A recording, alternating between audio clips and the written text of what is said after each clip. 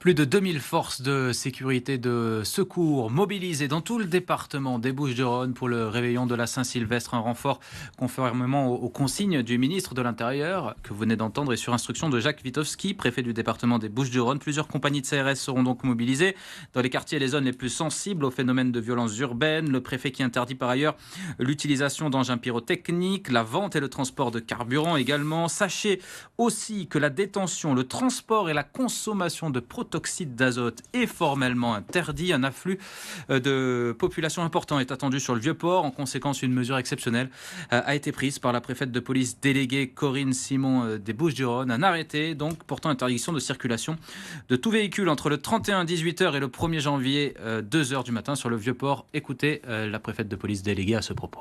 Alors c'est la première fois qu'un arrêté comme celui-ci va être pris sur le Vieux-Port. C'est tout simplement pour limiter la circulation, ou plutôt interdire la circulation sur une partie simplement du Vieux-Port, pas sur tout le Vieux-Port, mais sur la partie qui est la plus fréquentée par la population, c'est-à-dire celle qui est au niveau de l'Ombrière.